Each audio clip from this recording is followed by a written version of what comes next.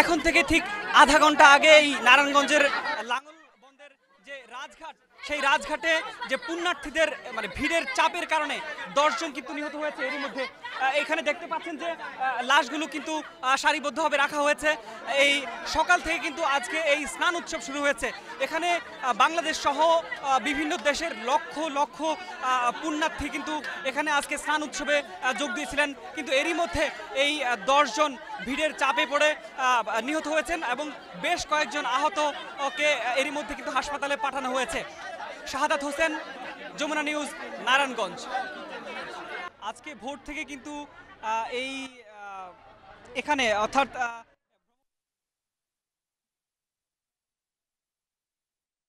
অসংখ্য পুণ্যার্থীদের ভিড় লেগে আছে। এখানে স্নান উৎসবকে কেন্দ্র করে কিন্তু সারা দেশ থেকে অসংখ্য হিন্দু ধর্মাবলম্বী যারা পুণ্যার্থী আছেন তারা এখানে এসে যোগ দিয়েছেন এবং সকাল থেকে এই স্নান উৎসবে যোগ দিয়েছেন।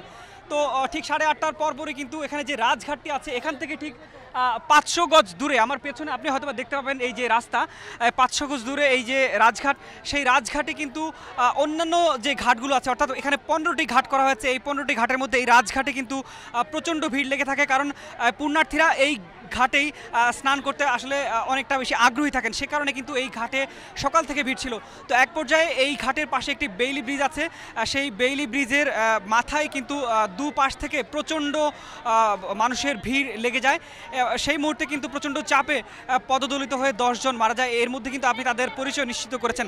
আরেকটি প্রশ্ন আপনি আমাকে করেছেন যে নিরাপত্তা নিশ্চিত করা হয়েছে না। আসলে ন্যান্সি, একটি বিষয়, এখানে যে পরিমাণে পুণ্যার্থী এসেছেন তাদের তুলনায় কিন্তু আসলে নিরাপত্তা বাহিনীর সদস্যদের উপস্থিতি বলা চলে অনেকটাই কম। আর এত মানুষের মধ্যে কিন্তু নিরাপত্তা সেভাবে নিশ্চিত করাও কিছুটা অসম্ভব হয়ে পড়ে, কারণ আপনি যে দেখতে পাচ্ছেন রাস্তা, এই রাস্তাটা অনেকটাই সরু। বলা চলে যে ঢাকা চট্টগ্রাম মহাসড়ক থেকে যে নারায়ণগঞ্জের এই ব্রহ্মপুত্র নদের পাড়, এখানে কিন্তু সেই শুরু থেকে এখান পর্যন্ত প্রচণ্ড ভিড়, অর্থাৎ শুরু থেকে শেষ পর্যন্ত তিল ধারণের ঠাঁই নেই। এখানকার মানুষ আপনি দেখতে পাচ্ছেন যে পায়ে হেঁটে খুবই ধীরস্থির গতিতে কিন্তু যাচ্ছেন। তো সে কারণে আসলে বলা চলে এই পরিস্থিতি নিয়ন্ত্রণ করা আসলে কিছুটা অসম্ভব ছিল। আরেকটি বিষয় জানা রাখি যে সবশেষ যে এরই মধ্যে কিন্তু 10 জন যে নিহত হয়েছেন তাদের মধ্যে 9 জনের পরিচয় মিলেছে। পুলিশ বলছে যে তাদের 9 জনের লাশ শনাক্ত করা গেছে।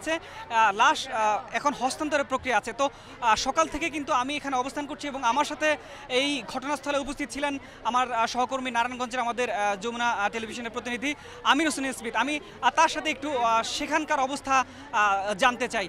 আমার সাথে যোগ দিচ্ছেন সহকর্মী আমির হোসেন স্মিথ।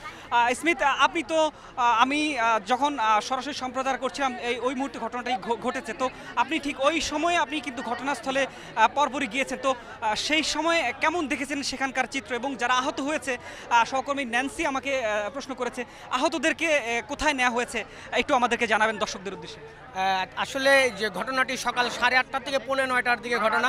এই যে রাস্তাটি আপনারা দেখছেন যে ব্রহ্মপুত্রের পাড় দিয়ে যে রাস্তাটি ওখানে গিয়েছে, সেই রাস্তার পাশে একটি বেলি ব্রিজ আছে। রাস্তাটি হচ্ছে 18 থেকে 19 ফিটের মধ্যে হবে, কিন্তু যে বেলি ব্রিজের যে রাস্তাটি সেটা কিন্তু সর্বোচ্চ 10 থেকে 12 ফিটের কম হবে। সেই রাস্তায় দিয়ে একদিকে মানুষ যাচ্ছিল, অপরদিকে পুণ্যার্থী যারা গোসল করেছিল তারা কিন্তু ফেরার পথে ছিল। এই দুই দিকের যে ভিড় এবং কিছু এই সময় কিছু উৎসবজনতা, কিছু হই হই শব্দ করে নাকি আমরা যতটুকু জানতে পেরেছি যে এখানে একটা হুড়োহুড়ির মতো একটা আতঙ্কের সৃষ্টি হয়। সেই মুহূর্তে কিন্তু যারা নিচে পড়ে গিয়েছিলেন তারাই কিন্তু পদদলিত হয়ে মারা গিয়েছেন। আমার কাছে এই কিছুক্ষণ আগে বন্দর থানার যে তদন্ত কর্মকর্তা ওসি মোকাররম হোসেনের সাথে কথা বলেছেন। তিনি 10 জনকে মৃত হয়েছে বলে নিশ্চিত করেছেন এবং তিনি বলেছেন যে প্রায় অর্ধশত লোক সেখানে আহত হয়েছে, যাদেরকে এই লাঙ্গলবন্দর সহ নারায়ণগঞ্জ এবং বন্দরের বিভিন্ন ক্লিনিক ও হাসপাতালে চিকিৎসা দেওয়া হয়েছে এবং অনেককে ঢাকা মেডিকেল কলেজ হাসপাতালেও পাঠানো হয়েছে। এবং এই রাস্তাটি কিন্তু দীর্ঘদিনের জন্যই আপনি বলছেন অনেক দিন, এটা প্রায় 50-60 বছর ধরে এখানে কিন্তু ব্রহ্মপুত্র নদীতে এই গোসল হয়, কিন্তু এখানে অনেক লোকের সমাগম হয়, কিন্তু এই রাস্তাটি কিন্তু কখনোই বড় করার উদ্যোগ দেখেনি এবং আশেপাশের লোকজন কিন্তু এই রাস্তাটির অনেক অংশে দখল করে নিয়েছে, যে কারণেই কিন্তু এই ভিড় সামলানো অনেকটা প্রশাসনের পক্ষে কষ্ট। আমরা যতটুকু জানতে পেরেছি গতকালকে কিন্তু এখানে 850 পুলিশ, 250-র মতো আনসার বাহিনী এবং র্যাব মোতায়েন করা হয়েছে। কিন্তু আপনি দেখতে পেরেছেন যে আজকে যেই পরিমাণ পুণ্যার্থী এই লাঙ্গলবন্দে এসেছে, তার মধ্য দিয়ে কিন্তু তা সংকুলান করা বা তার আইন শৃঙ্খলা নিয়ন্ত্রণ করা খুবই অসম্ভব এবং দুরূহ ব্যাপার। নিশ্চয়ই ন্যান্সি, আরেকটি বিষয় আমি যোগ করতে চাই। আসলে এখানে কি পরিমাণে পুণ্যার্থীদের ভিড় সেটা আসলে আপনাকে এভাবে দেখানো যাবে না ক্যামেরা লেন্সের মাধ্যমে। একটি বিষয় বলতে চাই, শুধু বাংলাদেশ নয়, বিশ্বের বিভিন্ন দেশ থেকে, ভারত, ভুটান, নেপাল, তিব্বত এবং শ্রীলঙ্কা থেকে কিন্তু অসংখ্য সনাতন ধর্মাবলম্বী যে হিন্দু সম্প্রদায় আছেন, সে পুণ্যার্থীরা কিন্তু এখানে এই যে স্নান উৎসব সে যোগ দেওয়ার জন্য এখানে ভিড় করেছেন। তো সেই অনুযায়ী কিন্তু এখানে যে রাস্তা সে কিন্তু অনেকটাই সরু, যে কারণে কিন্তু আসলে এখানে অসম্ভব বলা চলে। সেই গতকাল রাত থেকে অর্থাৎ ভোর থেকে এখন পর্যন্ত প্রচণ্ড মানুষের ভিড়। আমরা প্রত্যাশা করি যে আসলে এই রকম দুর্ঘটনা যেন না ঘটে। তো সব কিছু মিলিয়ে আরেকটি বিষয় বলতে চাই যে এখানে যে এই ব্রহ্মপুত্র নদ আছে, এই নদে কিন্তু স্থানীয় প্রশাসন 15টি ঘাট করেছে। সেই 15টি ঘাটে কিন্তু পুণ্যার্থীরা স্নান উৎসব করছেন এবং আসলে ব্যাপক উৎসাহ উদ্দীপনার মধ্য দিয়ে কিন্তু আজকে সকাল থেকে এই উৎসবটি শুরু হয়েছিল। কিন্তু সকাল 8:30টায় আসলে দুঃখজনক এই ঘটনাটি ঘটেছে।